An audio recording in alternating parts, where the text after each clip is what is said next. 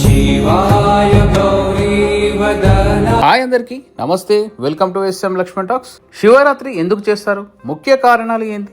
శివరాత్రి పండుగ జరపడానికి ముఖ్య కారణం మహాశివరాత్రి పాల్గొన బహుళ చతుర్దశి, శివుడు పార్వతీదేవి వివాహం జరిగిన పవిత్ర దినం.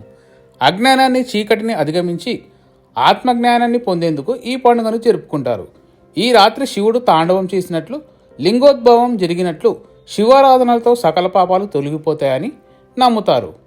శివరాత్రి పండుగ ఎందుకు చేస్తారు? ముఖ్య కారణాలంటే శివరాత్రి పండుగ రోజు జరగడానికి శివపార్వతుల కళ్యాణం, పరమేశ్వరుడు పార్వతి వివాహం చేసుకున్న శుభ సందర్భంగా దీనికి శివశక్తి కలయికగా భావిస్తారు. అలాగే శివుడి యొక్క లింగోద్భవం మహాశివరాత్రి అర్ధరాత్రి సమయంలోనే జ్యోతిర్లింగ రూపంలో ఆవిర్భవించాడు. అజ్ఞానాన్ని తొలగించడం, చీకటిని, అజ్ఞానాన్ని పోగొట్టి ఆధ్యాత్మిక జ్ఞానాన్ని పొందడానికి ఈ రాత్రి శివుని స్మరిస్తూ ఉపవాసం, జాగరణ చేస్తారు. శివతాండవము సమస్త జీవకోటి రక్షణకు శివుడు తాండవ నృత్యం చేసిన పవిత్ర సమయం.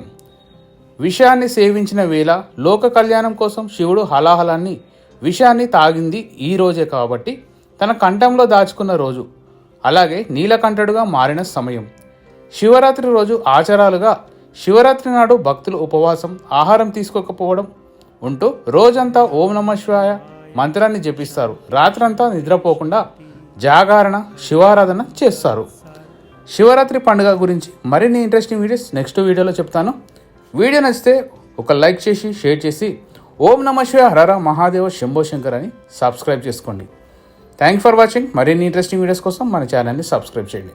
ఓం నమః శివాయ.